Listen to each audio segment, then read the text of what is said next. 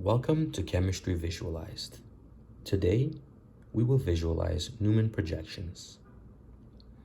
In front of us, we have a molecule of ethane. Ethane contains two carbons single bonded to each other. Recall that a single bond is a sigma bond. Sigma bonds allow free rotation. We are currently viewing this molecule as a sawhorse representation. However, a Newman representation of this molecule would be viewing the molecule from one carbon head-on without seeing the second carbon as such. This representation is a staggered representation of the molecule. We can see all the hydrogens that are coming out of the first carbon and out of the second carbon. Now, being that there is a sigma bond in between the two carbons and they can rotate, there is another representation which we can show for this molecule, and that is an eclipsed representation. Rotating this 60 degrees, we have an eclipsed view of this molecule where you cannot really see the hydrogens coming out of the carbon in the back. This is a much higher in energy conformation of this molecule, being that the hydrogens are closer to each other, creating torsional strain. The lower energy conformation is the staggered conformation. The higher energy conformation is the eclipsed conformation. Now, let us view a molecule of butane.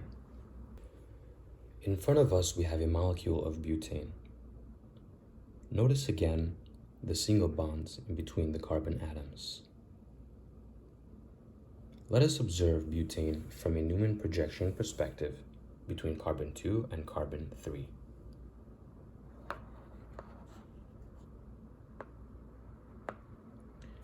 Notice our staggered position. We will call this position 180 degrees. Observe how far apart carbon 1 and carbon 4 are from each other. This is the farthest that these carbons can be from each other, causing the lowest energy form. We will call this 0. Now, rotating this molecule 60 degrees gives us an eclipse conformation, where the total energy, if calculated, yields 16 kilojoules per mole. Rotating this another 60 degrees gives us a staggered conformation. Notice how close together the top carbons are. This is called a gauche interaction.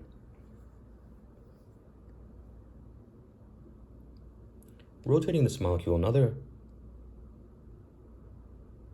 60 degrees gives us an amazing eclipse conformation, which results in super high energy of 19 kilojoules per mole. Notice how close together the carbons are. There's a lot of repulsion going on over there. Rotating this molecule another 60 degrees gives us a staggered conformation similar to the previous conformation.